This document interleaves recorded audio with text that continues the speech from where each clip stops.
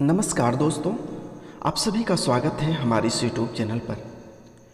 तो वृश्चिक राशि वाले मित्रों, आज यह वीडियो आप लोगों के लिए बहुत खास होने वाला है, क्योंकि वृश्चिक राशि के जातक कई ऐसे गलतियां करते हैं जिनकी वजह से माता रानी आपके घर नहीं टिकती है।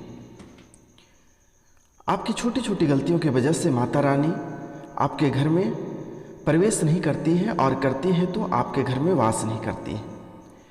इसका मुख्य कारण क्या है और कौन कौन सी वजह से माता लक्ष्मी आपके घर से चली जाती है। आप बहुत पैसे कमाते हैं, आपके हाथों में बहुत धन है, पैसे की बरकत है, लेकिन आपके हाथों में पैसे टिकते नहीं हैं। आपके पास धन दौलत की कमी नहीं है, लेकिन मित्रों आपके पास धन दौलत टिकती नहीं है। इसका कारण यह है कि माता रानी आपके घर में वास नहीं कर रही है। तो इसका मुख्य वजह क्या है और कौन कौन सी आप गलतियां करते हैं जिसके कारण से माता रानी आपके घर वास नहीं करता है और आपके घर में दरिद्रता बनी रहती है। घर में अक्सर कलह कलश बना रहता है, और ये कलह कलेश के कारण से माता रानी रूठ कर घर से चली जाती है। घर में कौन कौन से कार्य नहीं करने चाहिए जिससे कि घर में बरकत और माता रानी आपके घर पे बसी रहे। तो आइए मित्रों, हम जानते हैं। इससे पहले जो माता रानी को मानते हैं, माता रानी के चरणों में एक लाइक, एक सब्सक्राइब और एक शेयर अवश्य करें मित्रों। तो चलिए हम शुरुआत करते हैं मित्रों। तो मित्रों, धर्मशास्त्रों में माता लक्ष्मी को धन और वैभव की देवी माना गया है। तो जी हाँ मित्रों, धर्मशास्त्रों में माता लक्ष्मी को धन और वैभव की देवी माना गया है, और बताया गया है कि वह चंचल स्वभाव की होती है। ऐसा इसलिए है क्योंकि वह हमेशा किसी के पास नहीं टिकती है। जिसके ऊपर माँ लक्ष्मी की कृपा की दृष्टि होती है, उसके जीवन में कभी किसी चीज की कमी नहीं रहती है। माँ का आशीर्वाद रंक को भी राजा बना देती है, और जिससे रूठ जाए उसको रंक बना देती है। तो हमारे ज्योतिष शास्त्र में कुछ ऐसे बातें बताई गई हैं जिनको करने से माँ लक्ष्मी हमेशा के लिए घर छोड़कर चली जाती है। जिनको करने से माँ लक्ष्मी हमेशा घर छोड़कर चली जाती हैं, जिससे माँ लक्ष्मी नाराज हो जाती हैं। तो आइए हम इनके बारे में संपूर्ण विस्तार से जानते हैं मित्रों। तो फिर से एक बार रिपीट करते हैं, जो इस चैनल को सब्सक्राइब नहीं किए हैं वो बेल आइकन दबा के सब्सक्राइब कर लीजिए, लाइक करिए और अधिक से अधिक शेयर करिए मित्रों। तो मित्रों, क्योंकि वृश्चिक राशि के जातक बहुत मेहनत करते हैं, और बहुत मेहनत करने के बाद फल की प्राप्ति यदि होती भी है तो वो फल आपके पास टिकता नहीं है, और वो धीरे धीरे पलायन हो जाता है, आपके हाथ से किसी न किसी कारण निकल जाता है। आपके घर में वृद्धि और बरकत टोटली रुका हुआ है। पैसे आपके फुहारे की तरह आता है, लेकिन जिस स्पीड में आता है उसी स्पीड में चली भी जाती है। और कभी कभी आपके जीवन में ऐसा रुकावट आता है कि पैसे देखने को नसीब तक नहीं होता आपका। पैसे कितने किल्लत हो जाती है कि आप कभी कल्पना भी नहीं कर पाते हैं कि आखिर हमारे साथ ऐसा क्यों हो रहा है। तो जी हाँ मित्रों, आइए हम आगे बात करते हैं। तो बहुत से लोग घर में जूठे बर्तन फैला रखते हैं। तो मित्रों, घर पे जूठे बर्तन, रात में खाना खाने के बाद आपको जूठे बर्तन नहीं रखना चाहिए, क्योंकि इनसे माँ लक्ष्मी नाराज होती है। आपको जैसे खाना खाएं, जो भी बर्तन पे खाना बनाएं, आप शाम में ही उसे साफ करके सो जाएं तो बेहतर होगा। ज़्यादातर लोग रात के समय जूठे बर्तन को रख देते हैं और सुबह उनको धुलते हैं, जो कि शास्त्रों के अनुसार उचित नहीं है। घर में जूठे बर्तन फैलाकर कभी नहीं रखना चाहिए, क्योंकि इससे देवी लक्ष्मी रूठ जाती है और ज़्यादा दिन के लिए घर में नहीं रहती है। इसलिए घर में हमेशा साफ सफाई का विशेष ध्यान रखना चाहिए, जिससे माँ की कृपा आप पे बनी रहेगी। तो जी हाँ मित्रों, रात में खाना खाने के बाद रात ही उस बर्तन को साफ कर लें तो आपके लिए बेहतर होगा। आपके घर में धन दौलत की बरकत होगी, माता रानी की कृपा बरसी रहेगी, और माता रानी आपके घर में अस्थि मार के बैठी रहेगी। तो आगे हम बात करेंगे। वास्तुशास्त्र के अनुसार उत्तर दिशा के अधिष्ठित देवता कुबेर और धन की देवी माता लक्ष्मी है, जो धन और समृद्धि के द्योतक है। इस स्थान को मातृ का स्थान भी कहा जाता है, इसलिए इस स्थान में कूड़ा का बेकार का सामान नहीं रखना चाहिए। इस दिशा को हमेशा साफ सुथरा रखना चाहिए, क्योंकि इससे धन लाभ होता है। घर का यह हिस्सा सकारात्मक ऊर्जा से भरा रहता है। अगर इस स्थान पर बेकार चीज़ रखेंगे तो माँ लक्ष्मी और कुबेर देवता नाराज हो जाते हैं, और इस स्थान को खाली रखना या कच्ची भूमि छोड़ना धन और समृद्धि का कारक है। तो मित्रों, रसोई गैस पर खाली और जूठे बर्तन नहीं रखना चाहिए।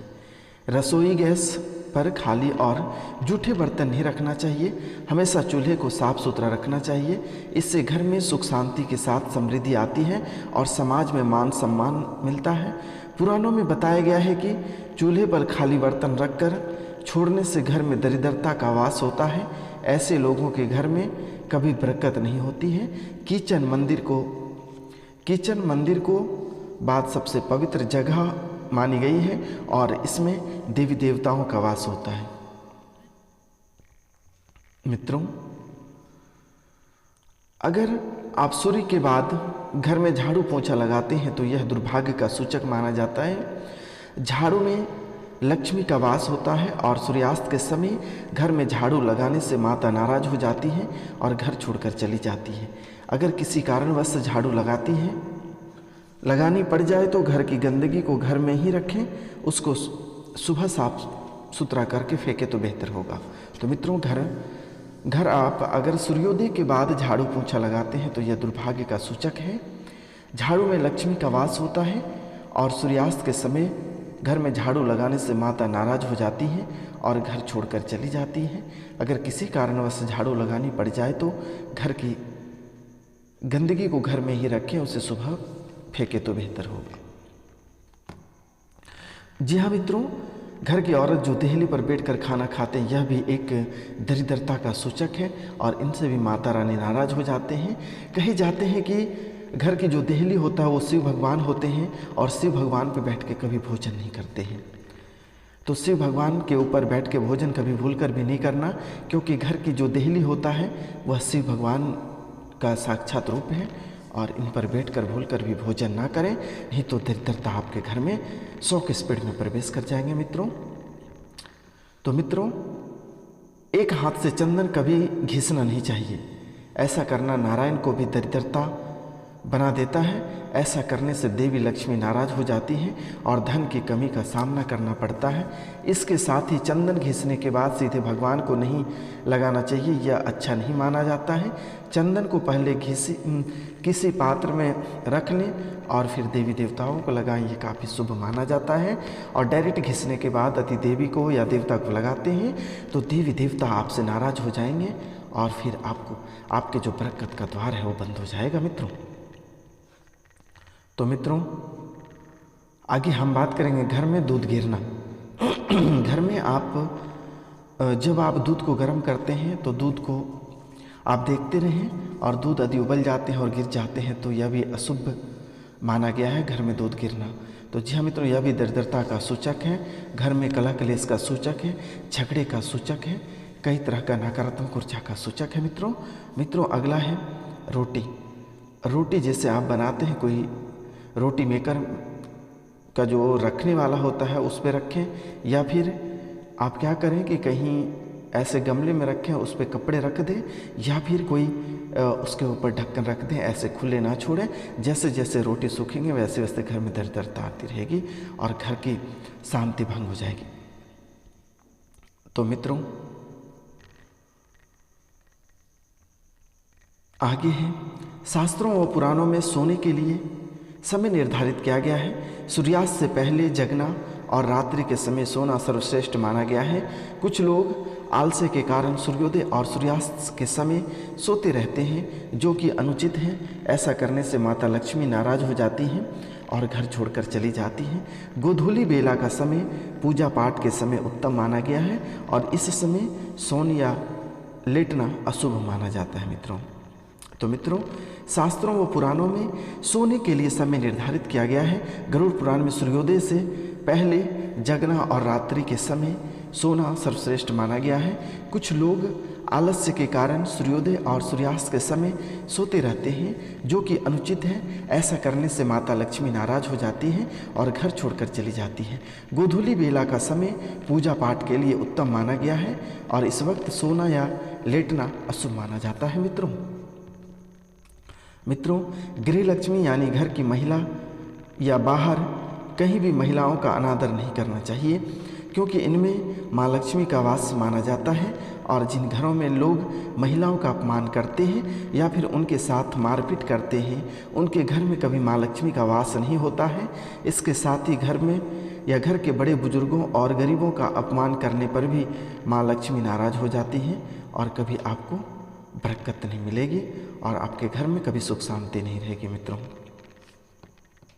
मित्रों, फिर से एक बार हम रिपीट करते हैं, गृहलक्ष्मी यानी घर की महिलाओं या बाहर कहीं की महिला को अनादर नहीं करना चाहिए, उसे आदर करना चाहिए, क्योंकि इसमें माँ लक्ष्मी का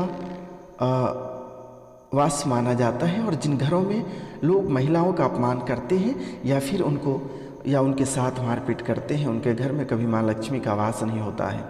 इसके साथ ही घर के बड़े बुजुर्ग और गरीबों का अपमान करने पर भी माँ लक्ष्मी नाराज हो जाती है। मित्रों, घर में यदि आप तोता पालते हैं और आपसे तोता नाराज हो जाते हैं और वो किसी कारणवश मर जाते हैं, तो घर में सत्यनारायण भगवान की कथा अवश्य सुन लें, अन्यथा आपको लेने के देने पड़ सकते हैं। तो मित्रों, आपकी जो वृश्चिक राशि के हैं उसकी वैचारिकता क्षमता में इस समय विस्तार होगा और उच्च अधिकारियों की कृपा मिलेगी। सूर्य और बुध की आपकी राशि में मौजूदगी आपके स्वरूप में वृद्धि करेगी। क्रोध पर काबू रखें। सप्ताह अनावश्यक और मिथ्या उलझनों से परिपूर्ण दृष्टिगोचर हो रहा है। किसी परिजन या संतान के स्वास्थ्य को लेकर संकट हो सकता है। किसी परिचित से जुड़ी कोई खबर तनाव देगी और सावधानी से किसी प्रकार की आर्थिक हानि हो सकती है। रिश्तेदारों के अजीब बर्बरता से हैरत होगी। प्रतिष्ठा का ख्याल रखें। दाम्पत्य सुख में कमी आ सकती है और लोग की भीड़ में अकेलापन महसूस करेंगे। वृश्चिक राशि का शुभ रंग लाल है और शुभ अंक 3 और 9 है। मित्रों, यह समय आपके लिए कारोबार के लिए अच्छा है। आपके प्रेम प्रसंग का जीवन काफ़ी बेहतर रहेगा और आपस में उलझने का प्रयास ना करें। यदि आप आपस में उलझते हैं तो आपका उलझना आपके दुश्मन मौका का फ़ायदा उठाएगा और आपकी प्रेमिका को छीन कर चला जाएगा। तो जी हाँ मित्रों, आपको इस समय गणपति बप्पा की पूजा करनी चाहिए। बुधवार के दिन गणपति बप्पा की पूजा करें और गणपति बप्पा के ऊपर बेसन के लड्डू का भोग चढ़ाएं।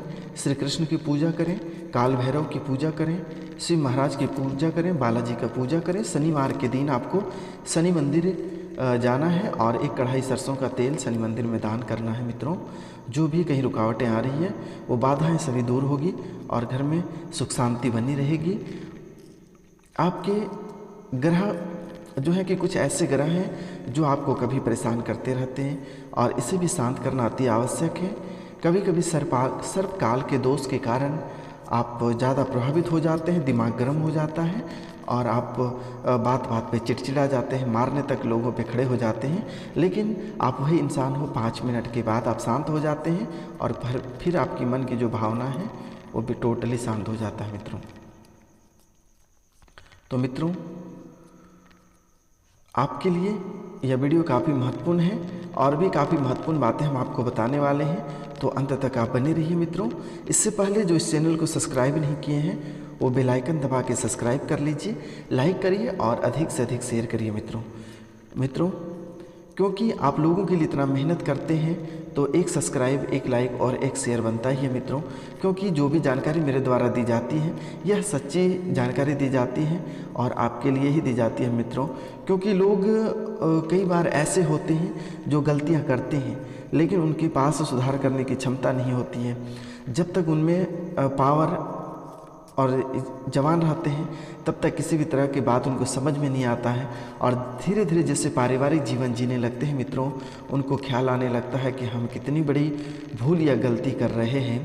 तो उसके बाद उसे वास्तुशास्त्र और ज्योतिष शास्त्र की याद आता है मित्रों।